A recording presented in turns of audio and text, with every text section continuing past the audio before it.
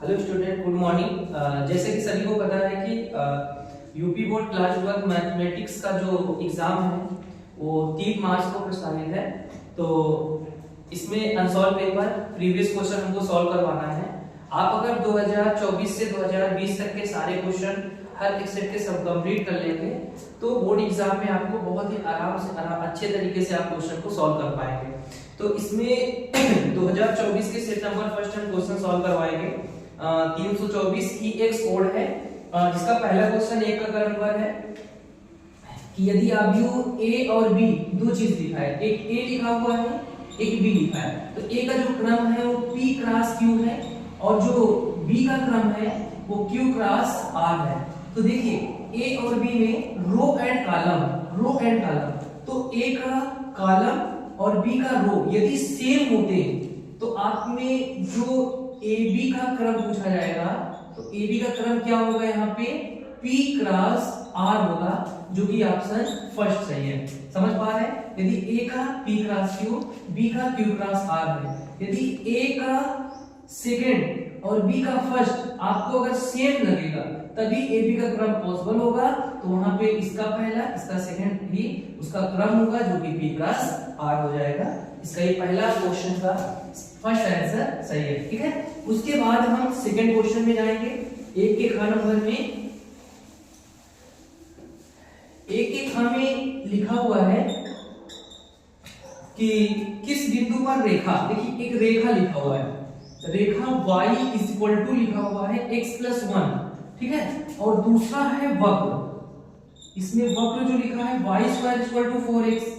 अब कह रहा है कि ढाल बराबर है, ये रेखा और वक्र की, तो इसकी प्रवणता निकालेंगे, अवकलन करेंगे x का प्लस, तो dy/dx होगा इक्वल टू x का 1 हो जाएगा, 1 का 0 हो गया, तो सिर्फ 1 आ गया। आप इक्वेशन फर्स्ट डाल दीजिए इसमें, ठीक है। और दूसरा वक्र का अगर अवकलन x का पेश करेंगे तो देखिए 2y dy/dx इक्वल टू, यहाँ पे 4x का क्या होगा, ओनली 4 हो गया। तो आप ये बताइए dy/dx इक्वल टू अगर निकालना चाहेंगे तो dy/dx इक्वल टू क्या आएगा, 4/2y, और अगर 4 इसको डिविजिबल भी करेंगे तो आएगा 2/y। ये इक्वेशन सेकंड हो गया। तो ये रेखा की प्रवणता dy/dx जो कि 1 है, वक्र की प्रवणता dy/dx जो कि 2/y है, ये एक दूसरे के इक्वल कर दीजिए। यानी लिखेंगे रेखा की प्रवणता इक्वल टू वक्र की प्रवणता, इसको बराबर करना है। तो अब आप ये बताइए कि जो रेखा की प्रवणता है वो क्या है, dy/dx जिसका मान 1 है, वक्र की प्रवणता जिसका मान है 2/y। तो अगर y को यहां गुणा करेंगे तो y की वैल्यू कितनी हो जाएगी, 2 निकलेगी, और यही y की वैल्यू इक्वेशन फर्स्ट में रखें तो हमें x की वैल्यू मिलेगी। तो अगर y की जगह पे 2 रखते हैं, रेखा की जगह पे जैसे y = x + 1 है, y की जगह पे 2 रखेंगे बराबर x + 1, एक इधर 2 से घटेगा तो x का मान कितना आएगा, 1। तो हमारा जो इसका बिंदु बनेगा वो 1,2 हो जाएगा, जो कि इसमें ऑप्शन फर्स्ट सही है। तो इसका कौन सा ऑप्शन सही होगा, फर्स्ट ऑप्शन सही होगा। देखिए रेखा की प्रवणता x के साथ में अवकलन करेंगे dy/dx इक्वल टू x का 1 होगा, 1 का 0 हो जाता है, 1 आ गया। अब वक्र का अगर इसका क्या निकालेंगे प्रवणता, तो y² क्या होता है 2y, लेकिन हम x के रिस्पेक्ट करना है तो dy/dx इक्वल टू 4x का 4 हो जाएगा, तो 2y यहाँ पे अपॉन में जाएगा, 2 से 2 डिविजिबल हो जाएगा, 2 2 जा 4 यानी 2/y। तो इन दोनों की प्रवणता इक्वल करेंगे तो y की वैल्यू रख करके x का मान निकाल लेंगे, बिंदु बन जाएगा। ठीक है, इसका फर्स्ट ऑप्शन सही होगा। ठीक है, आप देख लीजिएगा वीडियो रोक करके। तो ये आपका एक खा का ऑप्शन कौन सा है, फर्स्ट ही सही है। अब उसके बाद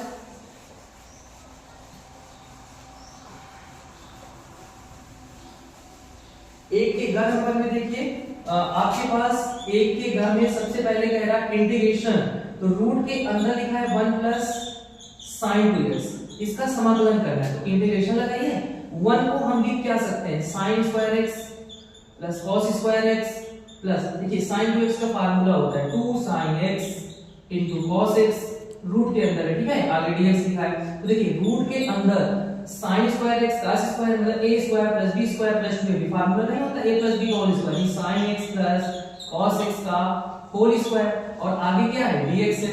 तो रूट से जब कोई चीज बाहर आती है तो स्क्वायर हटता है, तो इंटीग्रेशन क्या बचेगा sin x plus cos x, ठीक है, और आगे dx, यहां से स्क्वायर हटेगा तो रूट हट जाएगा। तो sin x का मतलब क्या होता है माइनस cos x और प्लस cos x क्या होता है sin x, ठीक है, और प्लस c, इसको सीधे से लिखना चाहें तो sin x minus cos x plus c लिख दें। अब sin x minus cos x plus c जो कि ऑप्शन सेकंड सही है। तो इस तरीके से होगा। तो कैसे करना है, रूट के अंदर 1 प्लस sin 2x लिखा है, 1 को sin square x cos square लिख सकते हैं और sin 2x का 2 sin x into cos x, अभी पूरा होल स्क्वायर बनेगा, रूट हटेगा तो यहां से स्क्वायर हटेगा तो रूट हट जाएगा, और sin का क्या होता है माइनस cos से, तो इसका क्या होता है sin x, इसको sin x पहले लिखेंगे cos x पर बाद करेंगे क्योंकि ऑप्शन सेकंड में इस तरह दिया हुआ है, ठीक है। तो ये आपका सेकंड ऑप्शन सही होगा। अब आपको इसमें घ नंबर देखते हैं, एक के घ नंबर में देखिए, एक के घ में सबसे पहले आपसे क्या कह रहा है, क्वेश्चन में क्या कह रहा है कि हमारे पास सदिश ए वेक्टर मान लीजिए स्मॉल लेटर में, और बी वेक्टर आप लिख लीजिए, ए वेक्टर है 5i कैफ, ठीक, उसके बाद माइनस लैम्डा जे कैफ, फिर उसके बाद है प्लस 2k कैफ, और उसके बाद बी वेक्टर जो दिया है वो 2i cap plus 3j Kaif और प्लस 4k कैफ, ठीक है। अब यहाँ पे कह रहा है एक दूसरे पे लंब है, यानी a वेक्टर जो है b वेक्टर पर क्या है लंब हो, तो फार्मूला क्या होता है a vector dot b vector equal to 0। तो a वेक्टर कितना है आप बताइए, 5i cap minus lambda j cap plus 2k cap, ठीक है। डॉट प्रोडक्ट b वेक्टर की वैल्यू कितनी है 2i cap plus 3j cap plus 4k cap, ठीक है। तो अब ये बताइए इसकी इक्वल टू क्या है 0। अब देखो i को i से मल्टीप्लाई करेंगे, यहाँ पे i डॉट प्रोडक्ट 1 हो जाता है, तो 5 2 10 हो जाएगा, j का डॉट प्रोडक्ट कितना होता है 1, तो लैम्डा किससे गुणा करेंगे तो माइनस 3 लैम्डा हो जाएगा, k को k से मल्टीप्लाई करेंगे 4 2 8, ठीक है, इक्वल टू 0 हो गया। ये दोनों जुड़ेगा तो 18 हो गया, बराबर किस बार जाएगा तो माइनस में होगा, तो minus 3 lambda equal to minus 18, तो लैम्डा इक्वल टू होगा माइनस 18 अपना माइनस 3, और 3 6 * 80, माइनस माइनस कैंसिल हो जाएगा, 6 टाइम जाएगा, तो लैम्डा की वैल्यू कितनी आ जाएगी 6। तो यहाँ पे लैम्डा की वैल्यू 6, यानी ऑप्शन इसका कौन सा सही है थर्ड ऑप्शन इसका सही हो जाएगा। आप समझ पाए, ए बी की वैल्यू दिया है, ए और बी में क्या है इस पर लंब है, तो a डॉट b बराबर 0, a की वैल्यू b की वैल्यू का डॉट प्रोडक्ट निकालेंगे तो इसका मान 6 आंसर आ जाएगा, ठीक है। इसका ऑप्शन हर सही है। अब एक ऑब्जेक्टिव और बाकी है, आप देख लीजिएगा, वीडियो को रोक करके आप इसको नोट कर सकते हैं। इसके बाद एक का अंगा नंबर, देखिए एक के अंगा नंबर में आपको कैसे करना है, इसमें लिखा हुआ है अवकल समीकरण, अवकल समीकरण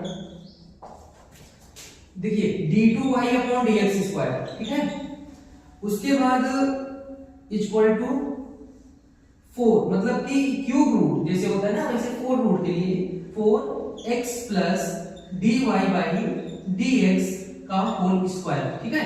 तो हमको क्या बताना है, खाली घात बताना है। घात का मतलब क्या होता है, अधिक से अधिक बार जो अवकलन हुआ है उसकी पावर घात होता है।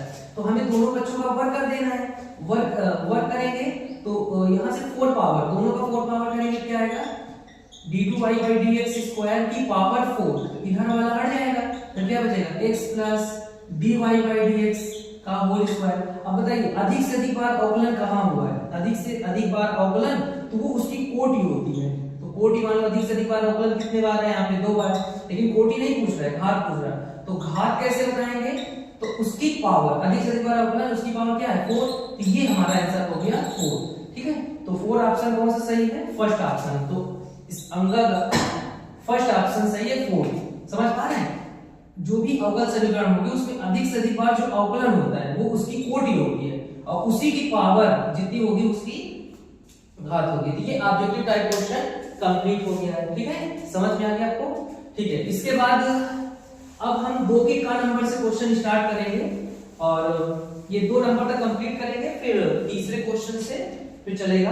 तो देखिए 2 के का नंबर में सबसे पहले क्वेश्चन क्या लिखा है, 2 के का नंबर में आपसे एक फंक्शन दिया है, यहाँ पे लिखा है f(x) इज इक्वल टू, देखो मिडिल ब्रैकेट में x प्लस 2 लिखा है, ये x प्लस 2 कब होगा, यदि x 0 के बराबर ना हो, ठीक है। और दूसरा है 1, आगे लिखा हुआ यदि x 0 के बराबर है। तो हमें क्या करना है कि सतत नहीं है ये कहना है। तो देखिए इसका मतलब होता है x 0 से कम भी है ज्यादा, लेकिन बराबर नहीं, यहाँ पे x 0 के बराबर। तो हमें कौन सा प्रोसेस जो बराबर वाला हो उसको ले लेते हैं, यहाँ लिखेंगे x बराबर 0 पर, ठीक है। फंक्शन कौन सा है, f(x) बराबर, देखिए 0 इक्वल टू वाला कौन सा है, 1 रखेंगे। अगर यहाँ f 0 रखते हैं तो 1 का 1 ही रहेगा। फर्स्ट इक्वेशन हमारा क्लियर है, ठीक है। अब हमें LHL ले लेना है। LHL में क्या होता है, limit x tend to 0 minus लगाते हैं और आगे फंक्शन लिखते हैं। तो बताइए क्या होगा, limit x tend to 0 minus f(x) function क्या है हमारा, तो x प्लस 2 ही है, मतलब इसमें 0 से कम 0 से ज्यादा में यही लेना है क्योंकि 0 इक्वल के नहीं है, ठीक है। तो यहाँ पे क्या रखेंगे 0, यहाँ पे क्या है 0 प्लस 2 इक्वल टू कितना आएगा, 2 हो जाएगा। तो आप ये बताइए कि f(x) जो फंक्शन है वो इक्वल नहीं है किसके, LHL के इक्वल, मतलब जो f1 निकाला था यानी f0 जो भी वैल्यू निकाली थी 0 LHL के इक्वल नहीं है।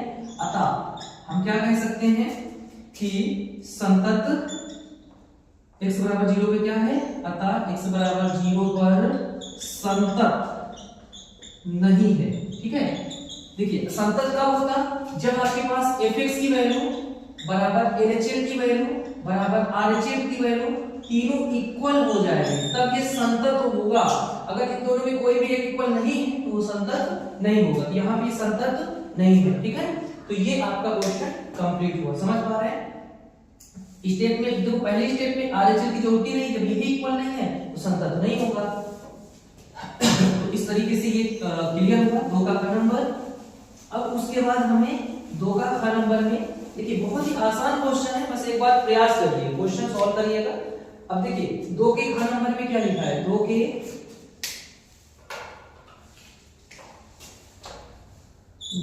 ख नंबर में जो क्वेश्चन लिखा हुआ है वो साइन इनवर्स लिखा है, साइन इनवर्स। और क्वेश्चन के अंदर लिखा है साइन, ये बड़े से क्वेश्चन में करिएगा, साइन 7 पाई अपॉन 4, ठीक है। और इसके बाद इसको क्वेश्चन क्लोज कर दीजिए। क्या पूछा जा रहा है, मुख्य मान। क्या पूछा जा रहा है, मुख्य मान।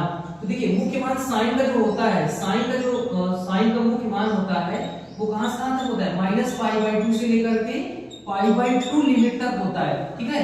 तो अगर हम इसका मुख्य मान निकालें तो सबसे पहले ये चीज को हम मानेंगे, क्या करेंगे, साइन इनवर्स साइन π/7/4 लिखा है, तो हमें पहले यहाँ पे माना होगा, माना साइन इनवर्स ब्रैकेट के अंदर साइन 7π/4, ठीक है, इक्वल टू थीटा मान लेना है। ठीक है, इधर आएगा तो साइन थीटा हो गया। या आप ऐसा कर लीजिएगा कि साइन इनवर्स लगा है, ठीक है, अंदर वाले प्रोसेस को आप क्या करेंगे, साइन इनवर्स कोष्ठक के अंदर देखिए साइन 7π जो लिखा है इसको क्या लिख सकते हो आप, 7 किससे भाग दोगे, 7 2 यानी 2π माइनस, अब यहाँ पे कितना आएगा π/4। अभी कैसे हो गया, देखो इससे करोगे 4 दूनी 8 से 1 घटेगा पाई, 7π/4 हो गया। तो आप ये बताइएगा साइन 180 नहीं है, ये 180 को 2 से गुणा करेंगे 360 माइनस थीटा, तो माइनस थीटा आता है, यानी इसका मतलब आएगा sine inverse minus sine theta. तो साइन माइनस लगा है इसलिए -π/4 बना लेना है। तो साइन 360 माइनस थीटा, माइनस में आता है माइनस यहाँ लगा दीजिए, यहाँ लगा दीजिए, और ये साइन से साइन कैंसिल हो गया, यानी इसका लिमिट क्या है -π/4। जो -π/4 इन दोनों के दायरे में है, इसका मतलब -90 से लेकर के 90 के बीच में -45 आता है। ठीक है, तो इसका मतलब -π/4 इसका आंसर हो गया। कैसे करना है, साइन इनवर्स साइन, क्योंकि एक नंबर का है तो आप ऐसे कर सकते हैं कि साइन इनवर्स साइन, इसको देख लीजिए, इसको चेंज करना है क्योंकि 90 से इसके बीच में जा रहा है। अगर इसको डायरेक्ट आप इसको सॉल्व करोगे 7π का मान 180 बटे 4 करेंगे 45 आएगा। अब इसको 7 से गुणा करो, 7 गुना 35 के 5 3 है, 7 × 28 31, मतलब 315 बनेंगे, जो कि इससे ज्यादा होगा, इसलिए हम इसको क्या करेंगे, इसको डिवाइड करेंगे तो 2π - 4π यानी π/4 360 माइनस थीटा में जाएगा, क्योंकि माइनस आ जाएगा, ये माइनस कहां जाएगा, यहां लगेगा कि माइनस साइन माइनस थीटा का क्या होता है माइनस यहाँ पे लगता है, ठीक है, साइन माइनस थीटा, अगर ये थीटा है तो माइनस साइन थीटा, ये जो माइनस साइन थीटा था यहाँ एंगल में यहाँ पे पहुंच गया, ठीक है, माइनस पाई बाई 4 हो गया। तो इस तरीके से ये क्वेश्चन क्लियर होता है, समझ पा रहे हैं, ठीक है। अब इसके बाद जो है